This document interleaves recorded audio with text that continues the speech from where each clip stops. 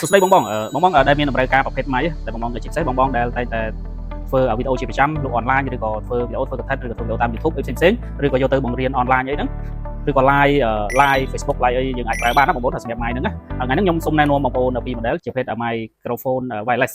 អញ្ចឹងពីរហ្នឹងគឺធានាថាស័ក្តិសមសម្រាប់បងបំពេញតាមតម្រូវការរៀងៗខ្លួន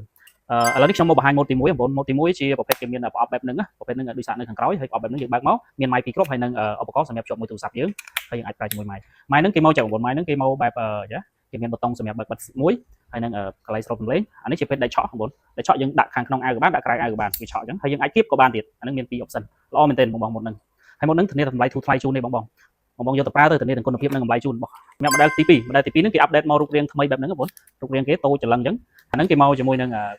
ដោយឧបករណ៍តជាមួយទូរស័ព្ទយើងគេគាត់ដោតជាមួយទូរស័ព្ទទៅបានអាហ្នឹងយើងប្រើ Type C ហើយនេះគ្រាប់ម៉ៃរបស់គេមកជាមួយគ្រាប់ម៉ៃពីរគ្រាប់ដែរបងម៉ៃពីរគ្រាប់ប្រភេទអាប់ដេតថ្មីហ្នឹងតូចមែនទែនបងប្អូនតូចហើយធានាថាវាមើលយើងដាក់លើអាវក៏ស្ទើរតែអត់ដឹងព្រោះវាអាចថាប៉ិនលើអាវនេះដៃឆក់របស់គេយើងដាក់ខាងក្នុងអាវអត់ដឹងនេះដូចលើអាវប៉ិនលើអាវហើយម៉ូតហ្នឹងដែរគេមកជាមួយនឹងម៉ៃពីរគ្រាប់ហើយនឹងអានេះមួយគេមកជាមួយនឹងប្រដាប់គៀបទៀតបងប្អូនអានេះចំណេញគេបានប្រដាប់គៀបថែមទៅលើទៀតអានេះចង់ប្រើប្រដាប់គៀបក៏បានអត់ចង់ប្រើក៏បានដែរហើយជាពិសេសបងគេមកជាមួយដូច Type C ទាំងអស់ហ្នឹងម៉ៃហ្នឹងតែបើសិនជាបងប្រើ iPhone ស៊េរីមុនយើង free ជូនដូចតមួយយើងភ្ជាប់ជាមួយ iPhone ចាប់ពី14 Pro Max ចុះ